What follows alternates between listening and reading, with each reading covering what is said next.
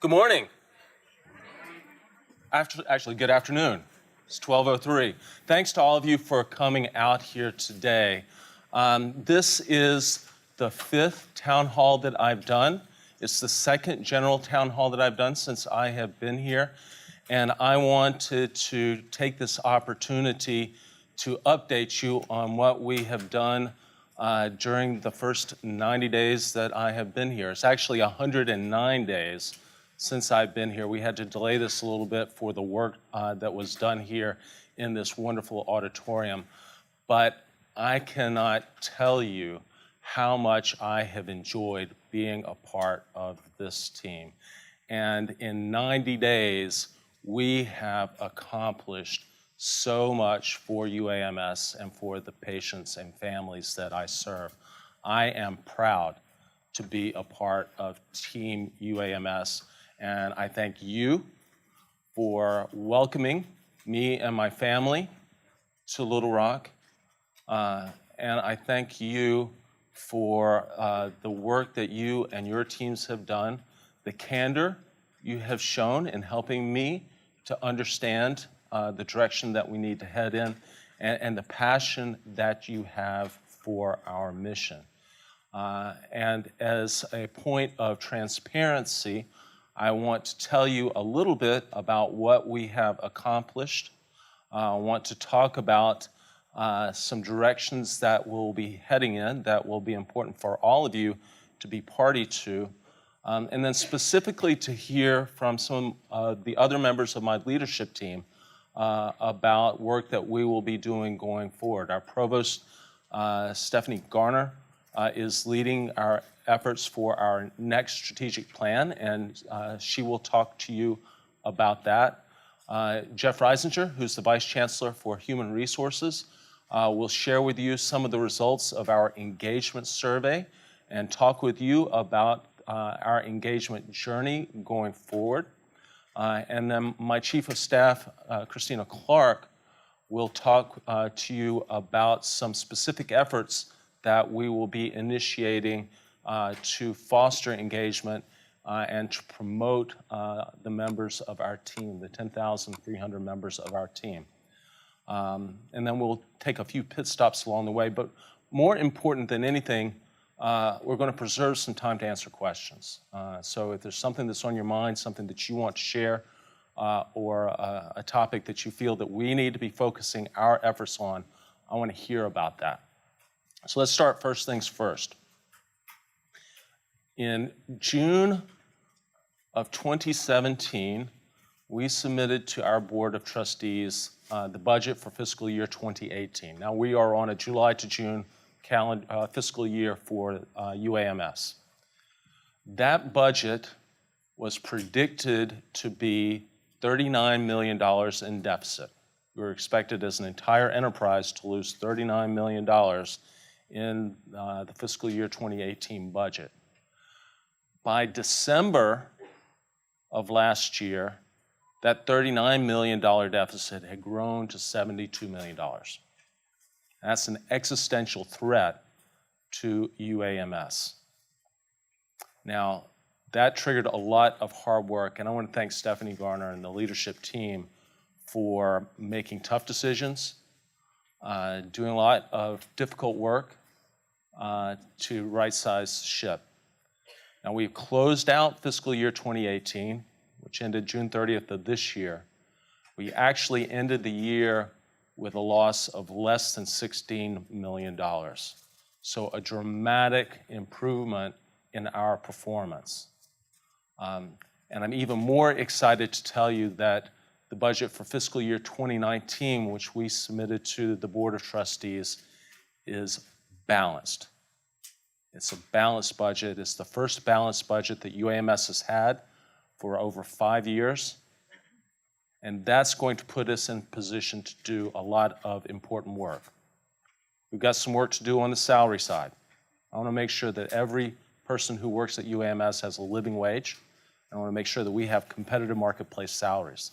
This is going to put us in position to be innovative, to develop programs that will dramatically impact the people who live here in the state of Arkansas.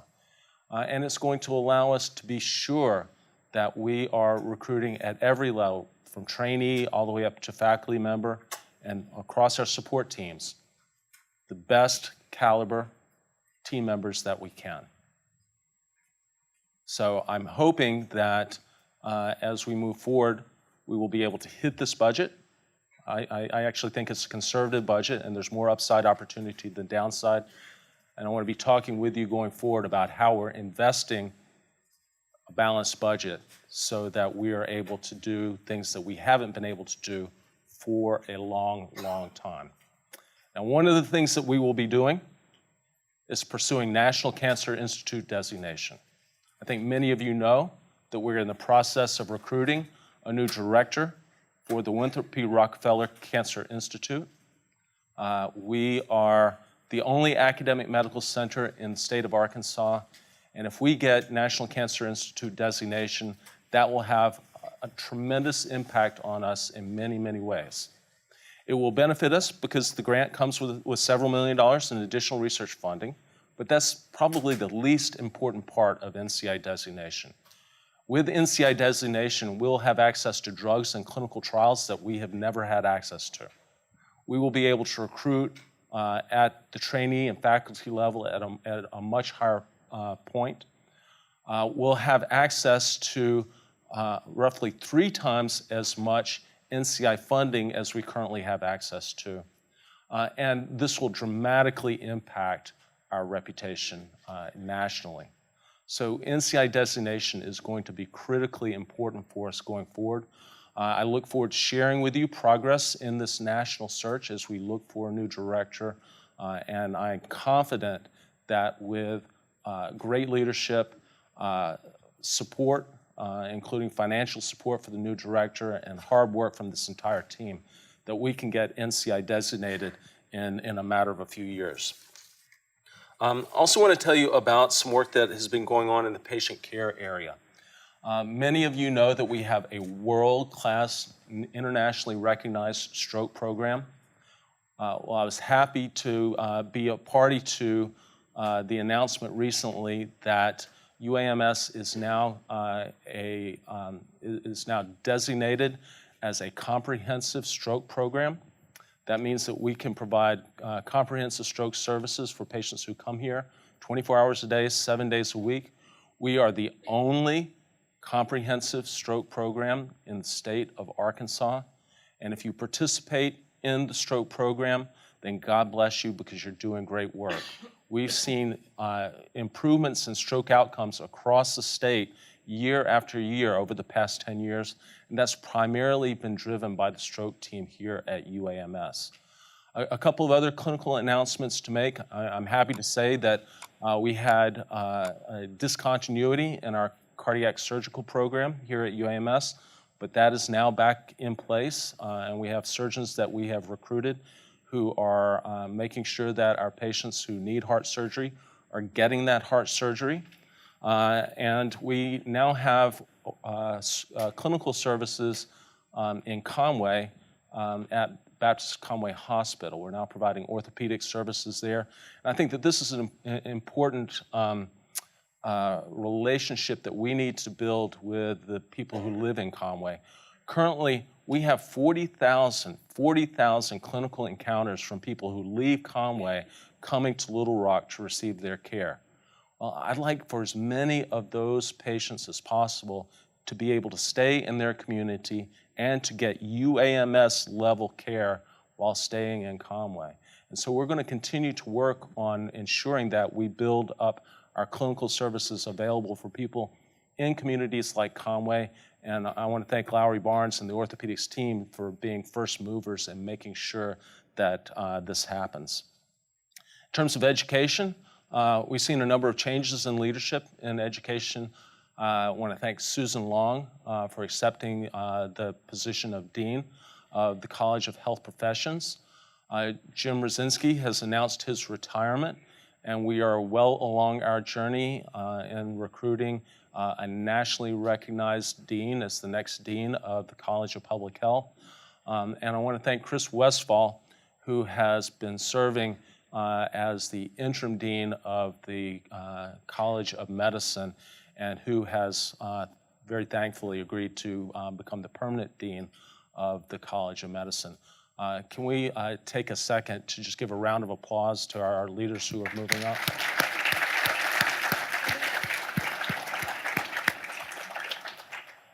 Now, we're in Little Rock right now, but UAMS is not a Little Rock entity. We are a statewide entity. We have footprints in 73 out of the 75 counties in the state of Arkansas.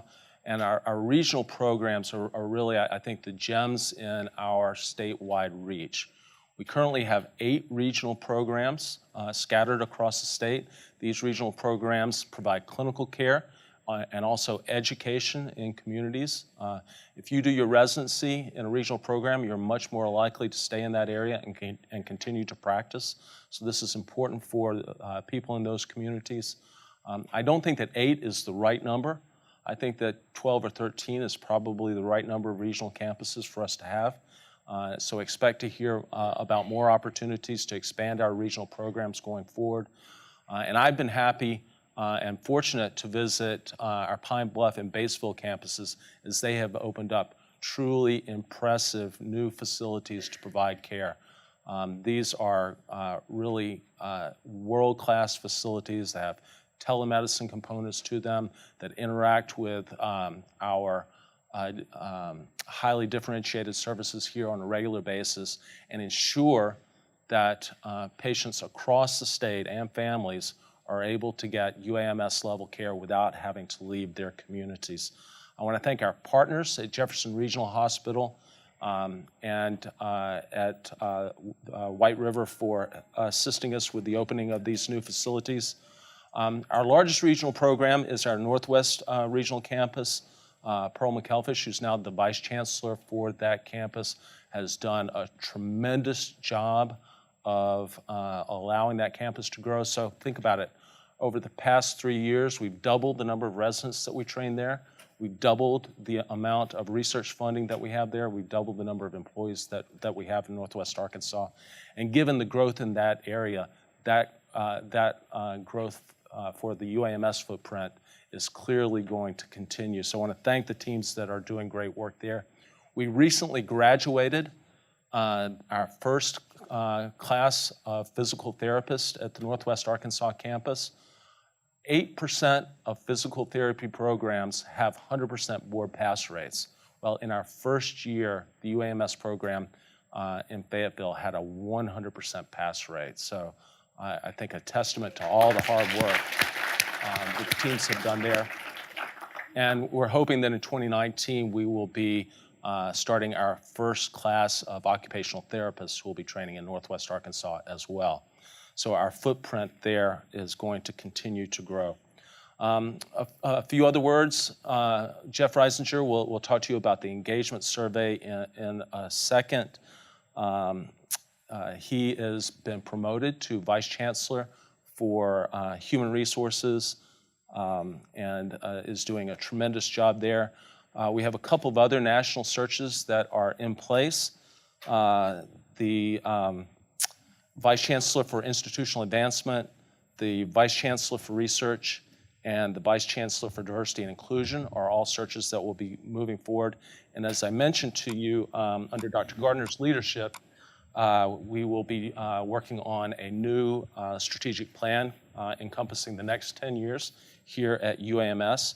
And before I ask Jeff and Stephanie to come up here and talk to you, I wanted to remind all of you that your health and well-being is important to all of us. And one way that you can make sure that you improve your own health and ensure the health and safety of our patients is for you to get your flu shot. So our team is here in the back as you leave. You can get your own flu shot, but I wanted to put my money where my mouth is and go ahead and get mine while I am here as well. And we'll see whether I pass out or not.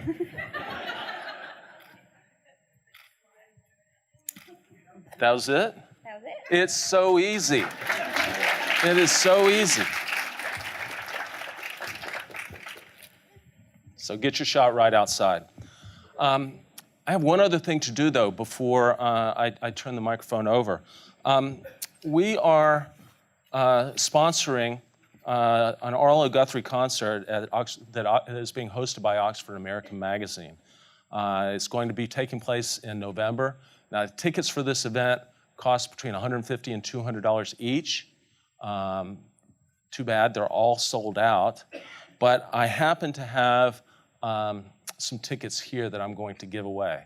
Now, I asked people who wanted to be eligible for this to send in your name and to let us know if you had any ideas about improving engagement, or if you saw any changes that we have made that you think are really helpful in promoting engagement here at UAMS. And I'll tell you, the three things that have really stood out as we've looked at the people who have put their name in the hat are people are really excited about UAMS t-shirts on Friday, which clearly just promotes so much energy when you see people wearing them. The other big change has been the improvement in the announcements and the formatting of the announcements. And I think that our communications team did a great job with that. And then number three is a fitness center, reducing the price of membership to the fitness center down to $15 a month. I'm at the fitness center at least 5 days a week, and I don't see all of you there. You should all go there. It's a gem of an opportunity, and this is a way for us to all be safe and healthy. So without further ado, I'm going to draw nine names for recipients who will win tickets, and then 10 names of people who will get subscriptions to Oxford American. And Kelly, it's too late for you to have your name in the hat. I'm sorry. So the first name is Martha Ann Robbins, who works in ICE. If you're here, come up. If you're not here, we'll make sure that you get what you need. So that's one. Can you keep track? Number two is Amy Buckley, who's a clinical social worker. Amy and her guest will be going to see Arlo Guthrie. By the way, does anybody know all the lyrics to Alice's Restaurant? It's a long song. Ben Jackson, Campus Operations, will be going. There he is. There you are, all right. That's your certificate. Okay.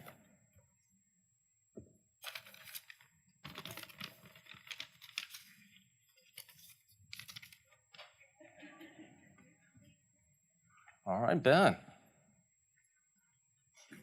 Thank you, sir. You bet. So you and your guests get to go. Enjoy. So this is 4.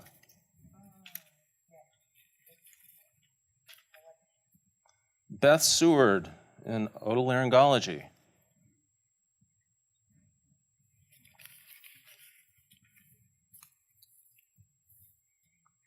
Sydney Refan, registered dietitian. 5. Number 6.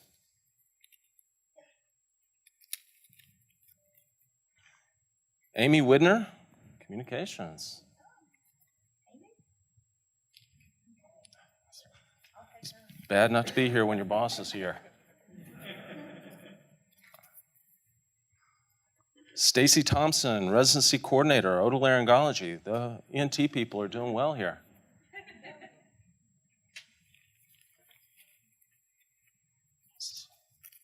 8, I believe. It's Ruth Udy in the College of Public Health.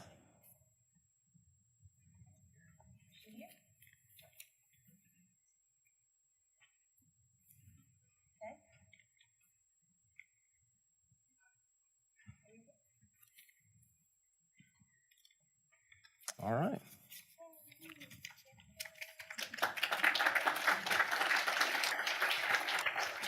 Congratulations. Hope you enjoy it. Absolutely. You bet. And it's actually, I'm Stacy. Okay. One more. And Karen Call from the Eye Institute. All right. So those are the people who will go to the Arlo Guthrie concert, and now we will pick 10 Employees? Oh. Yay.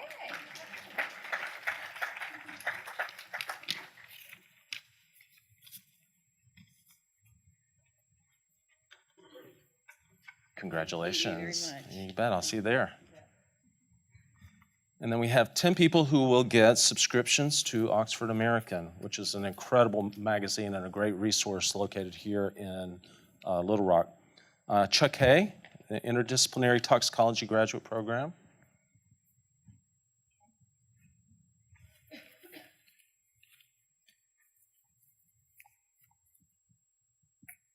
Oleg Karaduta in Biochemistry and Molecular Biology.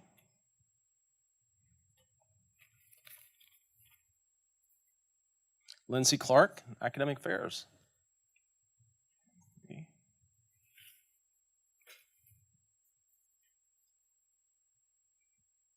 Lacey Birch, Integrated Clinical Enterprise.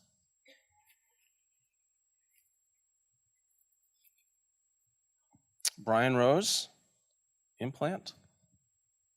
5.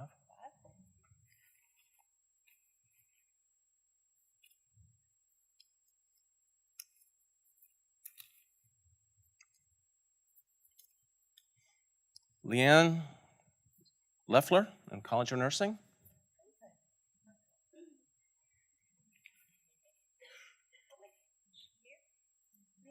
All right.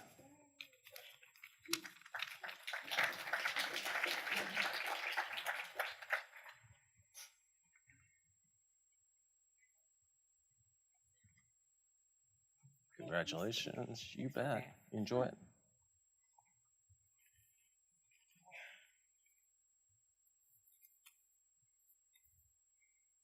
Amy Roberts in Psychiatry. All right.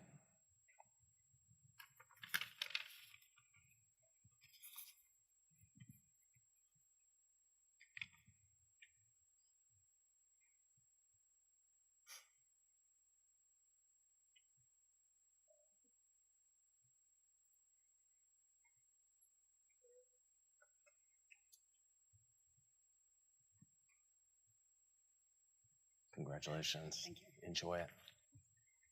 3 more.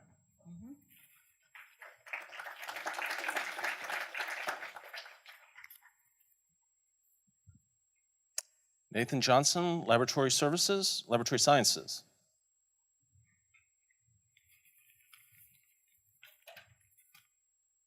Tiffany Leopard, Genetic Counseling. And last.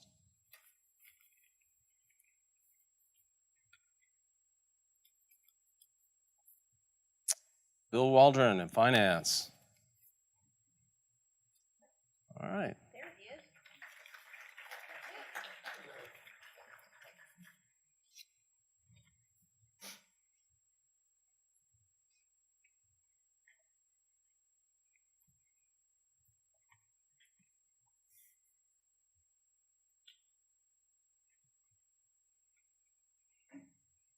Congratulations, Bill. Thank you. Enjoy it. Can we give everybody a round of applause, please? And now I will take my jacket and I'm going to turn things over to Stephanie.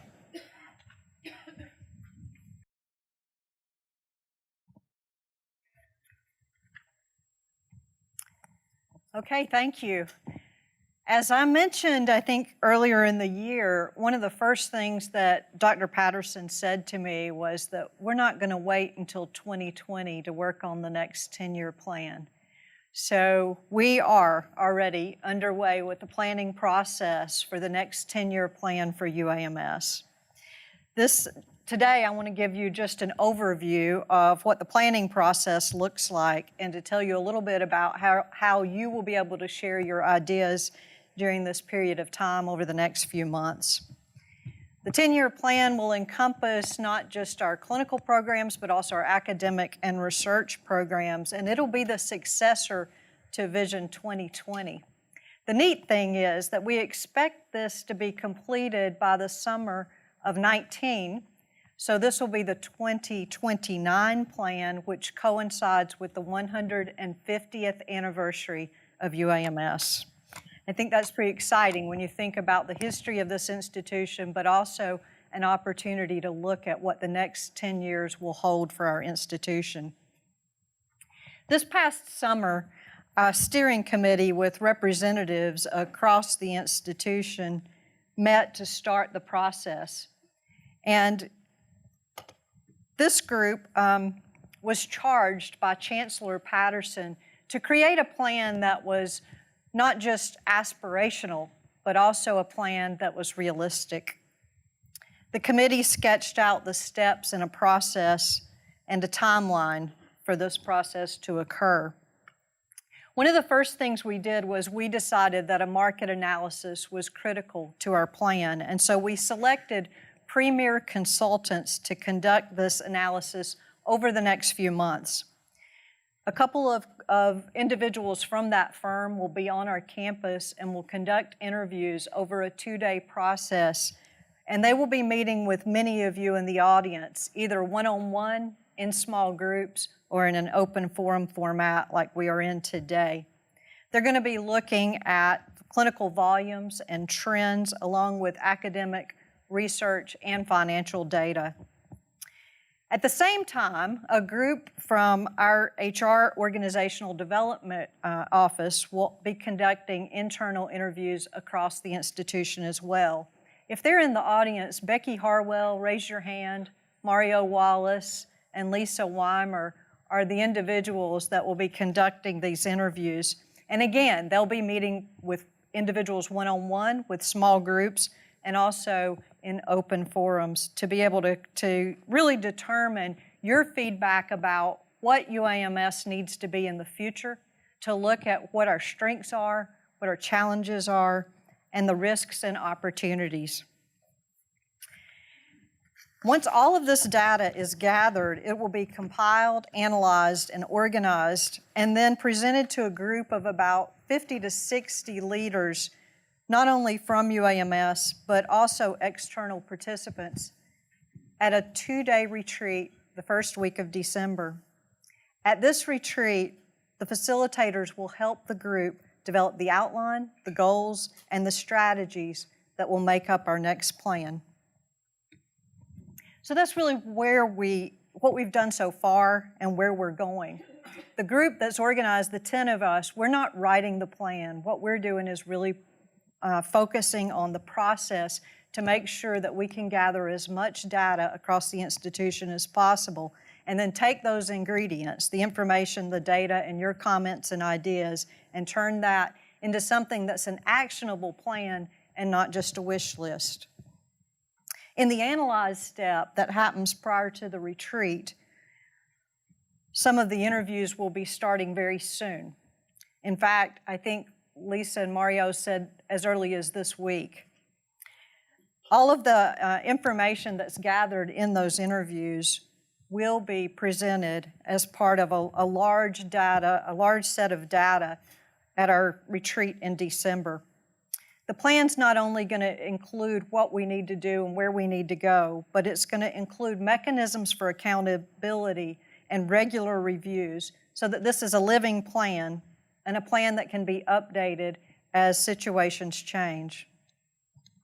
So just to show you a full timeline for the plan, we start with market analysis from Premier, internal interviews, and then external interviews with people across the state of Arkansas. We take the vision statement, including the goals, look at our strategic objective development, and set timelines. And then after the plan is released, there'll be a period of time for feedback and then to meet with individuals across the institution and really connect the plan to our individual work. And our job in the future is to be able to really manage to the plan. Again, the timeline, a retreat early December, and then an opportunity to share this plan across campus, gather feedback, fine-tune the plan with a release planned in June of 2019. So I'm just going to end with a quote from John F. Kennedy, and he said that effort and courage are not enough unless you also have purpose and direction. And that's what our plan is for the Vision 2029, a plan with purpose, and direction. Thank you.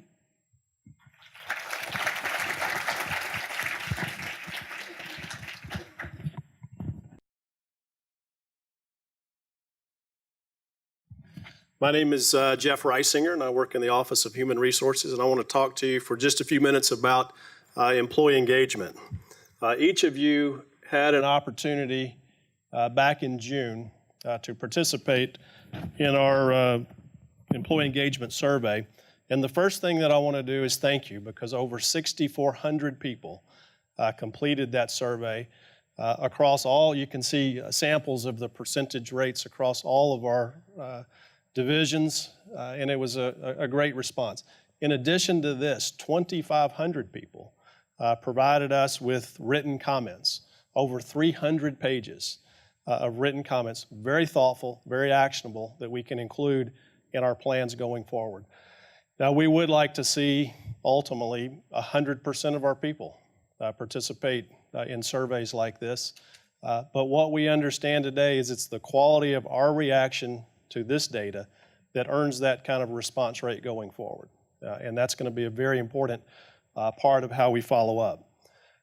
There are 4 questions in that whole survey. There are 4 questions that really drive our engagement index. And you can see them here. They deal with commitment and loyalty to the organization. The first 2, I'm willing to put in a great deal of effort in order to help this organization succeed, and this organization inspires me to perform my best. Those get to organizational commitment. And then the loyalty questions, I would tell my friends to work here, and I feel strongly I'll be working here in the future.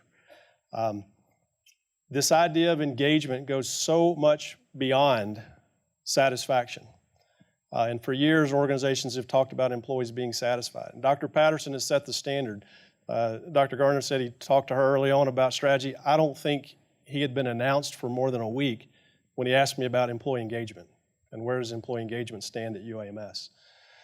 It is a very high standard, and that is the path. And he said earlier, it's a journey, and it's the journey that we began really back in June, but we start communicating that journey and then taking action items towards that journey as we go forward.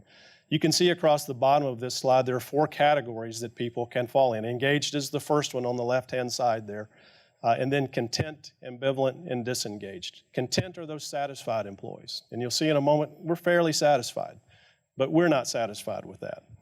Ambivalent, those are people that we could lose any day. They're kind of committed, kind of not, it just depends. And then disengaged are some employees that actually work against our interest and have a tendency to bring those around them down as well. And we have to address that. You can look at the score range on engaged. That is the narrowest score of all the categories. That's only half a point if you average these items that determines if someone is engaged or not. And what that means mathematically is you have to strongly agree with 2 of these questions, and you can do no less than agree to the other 2. So very high standard that we're pursuing. And we know through tons of research that we'll share as we go through this process that it means a whole lot to our performance. And this idea of engagement, the organization earns your engagement by the quality of our actions and the quality of our decisions around building an environment that allows you to grow and be all you can be with your career. And a values alignment between your personal values and the values of the institution. It's hard work, it's deep work, it's not surface work, but it's the work that we're committed to. If you look at where we fall out, this is the data from across UAMS. Over 70% of our employees are either content or engaged, but you can see with those color indicators that we lag a comparison group that we compare ourselves to. This comparison set is over 1,200 healthcare facilities. So we do have a lot of work to do, and our action items will focus on movement across this distribution, not just moving content to engage, but movement across the whole continuum here. And we have the data and the tools to be able to dive in and prioritize our work in a way that we can plan and then test our plans to make sure that the movement we would anticipate is actually occurring. Now, I mentioned that only those 4 questions lead to engagement. Everything else on that survey is statistically connected and drives those 4 questions, either one of them or all of them. And here are some of the outcomes. The top box deals with the strengths. These were the questions that tended to drive our numbers up or drive us towards more engagement. I'm interested in promotion opportunities, and then the bottom one, my current job is a good match for my skills. You start to see how engagement is about commitment. My current job gives me the opportunity to contribute, and I want to grow here in this institution. And then the middle item is just feedback that our benefits are good. We've always known that. We work hard to protect and preserve and manage those programs well, and clearly a large portion of our workforce values those benefits. The bottom box deals with the questions on the survey that tended to suppress or drive down our engagement. I'm kept informed of the organization's future plans and directions. I can tell you when Dr. Gardner sat down to start mapping out the strategy process that she just shared a few moments ago, we put a number of things in that process that we might not have thought about had we not read and understood this data. We've built a number of steps we will touch in one way or another every single UAMS employee as we build towards that December retreat. And I think we would have done a lot of good things anyway. I don't know that we would have thought about it in that depth had we not been trying to respond to this survey as well, the results of this survey. The second question I have, job security. We know that the difficult year that we just came out of still weighs on us, and it's going to take time, and it's going to take continued results like those that Dr. Patterson said we're already seeing to allow people to kind of move beyond and make that a part of our past and not a concern of our future. The actions of executives in my organization reflect our mission and values. I'll just say that engagement at its core is about leadership. And we will be doing a number of things to give our leaders the tools they need and the environment that they need to operate in so that they can work hard to create the atmosphere of engagement that all of you deserve. And then finally, my organization recognizes employees for excellent work. I'll come back to that one in just a moment. Our next steps, basically right now we're in a phase to try to communicate these results as broadly as we can. We gave you a handout when you came in so that you could see some overview data. We talked to over, I think, 300 of our leaders in deeper presentations last week. Either later today or tomorrow we'll be posting a recording in My Compass of that deeper presentation so that everybody has access to it. And we're sharing some basic information with you here today. September is pretty much about, hey, here are the numbers. Here's the results. What is really important is what follows when we really start rolling up our sleeves, asking a number of you to be involved in focus groups. You'll start to see data sets that are closer to you in your environment versus this aggregate data set that I shared today. And we'll begin to build action steps and really test those and say, hey, if we want to move this driver so that we can have more engaged employees, what things do we need to do? We'll push that out to a number of employees to get reaction. So a lot of feedback, a lot of collaboration in terms of how we put these action plans together. And I stepped out last week. I didn't ask Dr. Patterson about this, but I think he'll be okay with it. We actually volunteered to be a part of the program at the advisory board who administers this survey for us to pilot the use of tools that we carry around, all of us carry around in our pockets today, to ultimately get to a point where we have real-time employee engagement data. We've got tools and technologies and ways to push questions and thoughts and ideas in a way that we can get engagement results in an instant versus a survey in June and results in September. So we're trying to be on the leading edge of being able to listen, hear, react to areas of engagement, because that's the only way we're going to move these numbers. So this is a part of our life. Employee engagement's not an event. It feels like one now because we did a survey and you're just now hearing about it. But as we go forward with these action steps and take advantage of various ways that we can communicate and collaborate, you will hear about engagement frequently. You'll hear about our results. You'll hear about as we make those improvements. And this, like Dr. Patterson said, is a journey and not something we just quickly jump to, but it's a very worthwhile journey for us. That last item that I skipped over, my organization recognizes employees for excellent work. Less than 40% of our employees either strongly agreed with that. And Christina Clark, the Chancellor's Chief of Staff, has jumped into this with a number of people across UMS and started working on ideas. And I'm going to turn the podium over to her and let her share some of those ideas with you.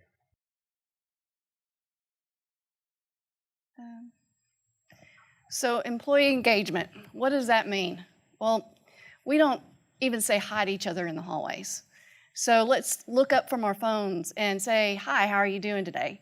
That's one step. There's simple things. So one of the things that I've talked about with the cabinet and with Dr. Patterson, who's in full support, is getting our cabinet members and other leaders out amongst our frontline staff and see what you guys do on a day in, day out basis, because you are appreciated and we just haven't had the, well, we say we haven't had the time or the money, but it's simple things that can engage our employees.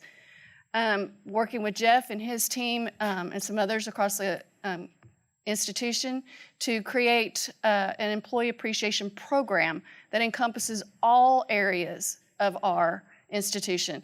You know, we have hospital week. Well, that's just getting our ICE component. What about our researchers? What about our core services? So we want to create a program that gets everyone. So we're working towards having a National Employee Appreciation Day, which is actually the first Friday in March. So hopefully we'll have something done in time that we can point out some of our superstars. But we are also going to do a few other little things. These are some ideas, suggestions. One that we are going to do is a welcome to work. I've got tickets being printed up in Creative Services right now to give people a free beverage at any of our nutritional facilities. They'll be popping up at parking garages, the parking lots, the shuttles. There's going to be some prizes, hopefully. One of the ideas from our fitness center is to allow our gym members to park on the top of the deck at night after 4:30. One of the problems that parking has is making sure those people are gone by the time the next shift starts. We are going to have, for the first time ever, an all-institution holiday event.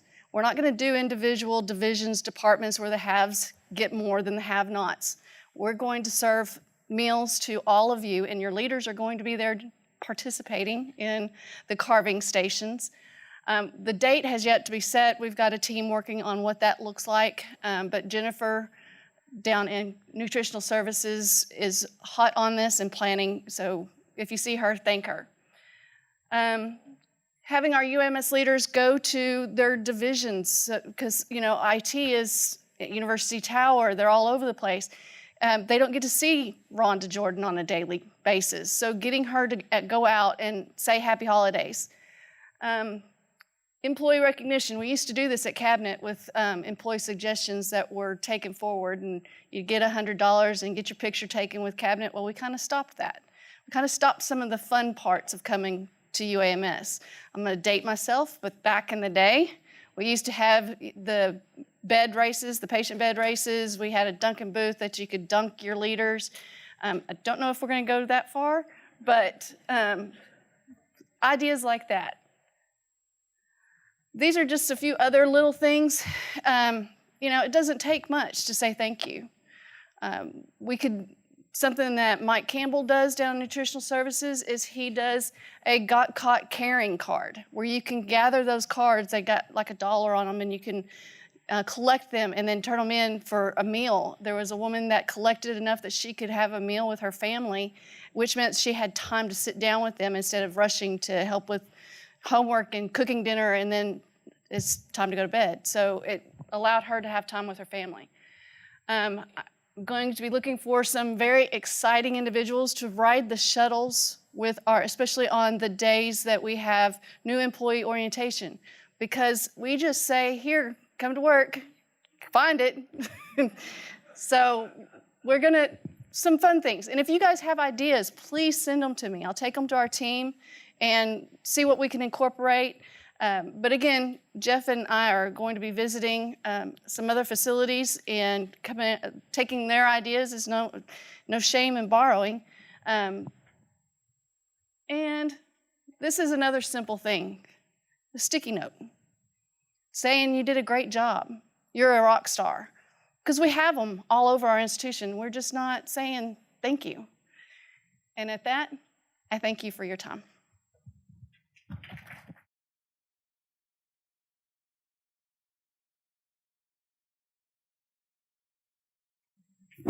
So I want to thank Christina, Stephanie, and Jeff for a great job. But now is the most important part of the meeting, and that's when we listen to you. So we may have that awkward moment when I say, does anybody have any questions? If we do, I just want to prepare you for that. Does anybody have any questions?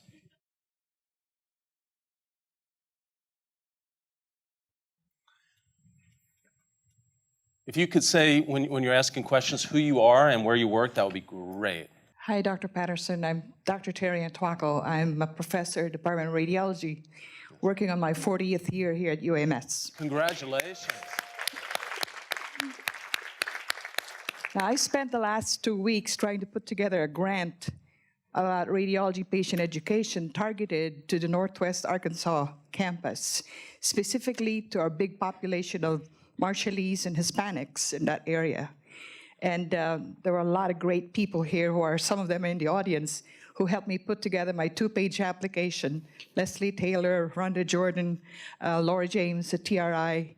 They referred me to a lot of people that I was able to put in a 2-page pre-application piece of paper that I finally submitted last week. The response that I got from UAMS Northwest, and by the way, that's how they would like to be called. They do not want to be called regional campus anymore. They want to be called UAMS Northwest, period.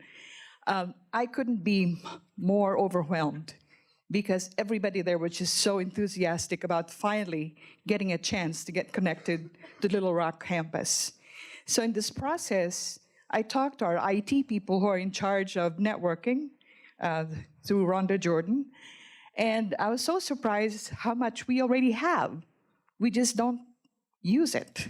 For instance, if I want to talk to somebody in Batesville or Jonesboro or Fayetteville on my iPad or my cell phone, I can actually do that right now. I don't need to get a grant to pay for that capability because it's already here. And the question that they asked the IT people that I talked to was, access here has always been a problem. Like if somebody up in Jonesboro has a question for an expert at UAMS, how do they reach us? We don't have the infrastructure to do that. So I would like to see us, as we increase our footprint throughout the state, to be more accessible, to be the real leaders and the experts in what our state needs. And I would like to ask you at your chancellor's level to please look at having that infrastructure in place so all of us can participate in this exciting move. Yeah. Well, thank you very much, and good luck on your application. A couple of things that I want to say. You know, I completely agree with you. You can't say enough about the UAMS Northwest team. They are doing amazing work. They're growing rapidly. The research that's going on there is incredible. And you know, that's the fastest growing part of the state. We need to be a part of advances in healthcare in that area. In terms of access, it just so happens that this morning I had a conversation about what we can do to improve our access, and I think that you know, that's going to function at multiple levels. Obviously, since we are geographically dispersed, it has to be IT enabled. We need to be patient friendly. We need to be sure that we are working with our community partners so that we are seen as engaging with the local healthcare professionals rather than sucking things into Central Arkansas. We need to be innovative. We need to think about creative ways of providing access, not simply riding along on the waves that others are establishing. And Michael Manley and I had a great conversation about how we can use entities like Partnership for a Healthy Arkansas to help drive access across the state. And you know, you can envision that this is a way that we can manage both after-hours conversations, but also urgent care issues in the community, et cetera. So, Michael, do you want to say any more about this? That was good enough?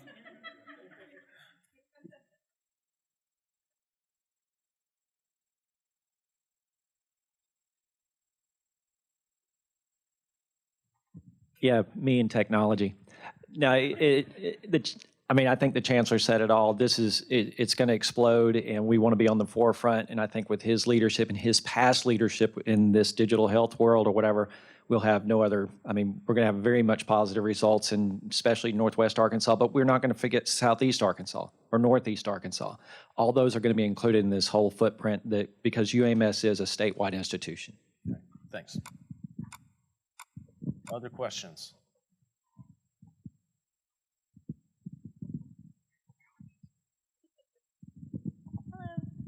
Hi, my name is Rebecca Halsey. I am an advanced practice partner for Ortho and Neuro. And first of all, I would really like to say I genuinely appreciate how much communication you've given us over the last 90 days. It has been amazing to be a part of an institution that's met so many goals.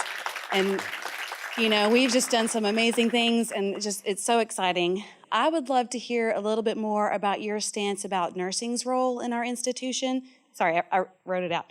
And your view of nursing as a profession, and a little bit about your vision of our nursing team and leadership and its future here at UAMS as it pertains to our institutional goals, our standards, and obviously our expectations for nursing. Sure. So first of all, let me say that I am fortunate to work with an amazing communications team, and they are looking for ways to get more of the great things that are happening here every day out, not just to you, but to our community. And I believe we have a communications survey coming up very soon.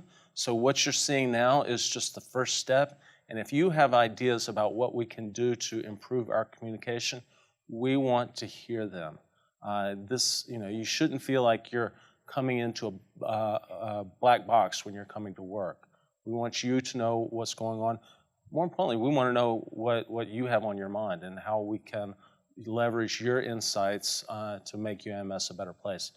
In terms of nurses and the role of nursing, I'm a physician, and I get that we would not be able to provide great care if we didn't have fully engaged nurses who were contributing not only at the bedside, but across the organization. And I think that that's really important.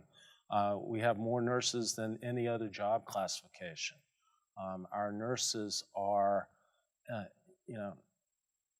that thing that you want to be at the bedside to relieve pain and suffering for patients and families is so baked into why people become nurses and what what we are as a healthcare organization. But what I want to also make sure of is that we're not only asking nurses to be at the bedside, but we're asking nurses to be part of the voice of how this organization moves forward. Because if you spend that much time at the bedside, you have a balcony seat in what we do well and what we don't do well. So I'd like to continue to make sure that we have a welcome, receptive environment where people choose to come to UAMS to be a part of this team and to provide patient care. But I want to also be sure that we are developing our nurses to fill other parts of the organization. I think it's great that we have nurses who rise up and eventually become chief nursing officers, but I would love to see more of our nurses become engaged in other parts of the organization. Michael Manley, who you just heard from, started as a nurse in the organization and now has a leadership role. I want to see more of that. I want to see nurses have a voice in UAMS, and I want to see UAMS seen as a place where nurses feel engaged and that we are receptive and responsive to their professional skills and what they bring to the table in terms of the overall trajectory of UAMS. So great question, thank you. I have time for maybe one more question, and then I'm going to hang around for a few minutes if people want to come up and ask questions that they're a little too bashful to ask here in public. Yes, sir. I'm Jason Mazel with the Department of Surgery. As I looked over this data, I greatly appreciate the administration and leadership wanting to get feedback from our faculty and staff, so I commend you for that. I just think that care should be taken with some of the results, because it seems to me that the line of questioning is more looking at employment engagement and that we do have a large percentage of our staff that are in fact engaged, but based on the score of 9th percentile and some of our scores based on our opportunities for improvement, that it's a moderately dissatisfied but very engaged group of people. So I think we can capitalize on our loyalty and our involvement.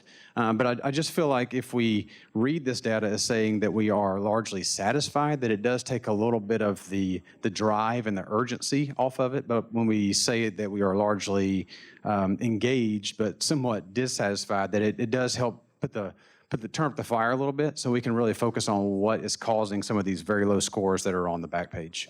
Could not agree more, and I'm sure that and I'm sure that Jeff would agree as well. The amount of data that we revealed to you about the engagement survey is probably 0.1% of the useful data in the survey. And as we drill down, we'll be asking questions like some of the ones that you brought up, and we'll be looking for the answers within the data. Jeff and I both use the word journey because that's really what this is. And what we're seeing right now is a snapshot of what happened in June of this year. Engagement at UAMS is not going to go away. This is not a flavor of the month. We will get institutional knowledge about this. We'll become more expert in what this all means. Jeff knows some of the metrics that I look at. I think the metric of engaged to dissatisfied, the ratio is really critical. You need one dissatisfied person can poison the well for 3 other people. So you really need to have 4 actively engaged people for every 1 disengaged person you have to keep the ship moving in the right direction. So metrics like that are metrics that we'll all become comfortable with, and you'll know about them in your own unit. And we will drill down on not only what the data show, but why the data show that, and then what can we do to continue to push people in the direction of being more engaged. I feel like engagement is coming to work and being willing to commit your discretionary effort for the benefit of our patients and families. And that's ultimately what the goal of all of this is. And if we have more people like you who are passionate about what do the data mean, how do we change them, then we're all going to be in a better place. And I think really probably that's a good place to end up, because we are all here for a singular reason, and that's to improve health and healthcare for the people of Arkansas. We're the only academic medical center in the state. We own all 3 million Arkansans. They trust us to provide for them. If you have cancer, Dr. Westbrook and his team are here to take care of you. But if you don't have cancer, you sleep better at night because you know we will be here if that happens to you or your family. So I thank you for being part of the health and well-being of all the people in the state of Arkansas, and I reiterate that I am very proud to be a part of this team. Have a good afternoon.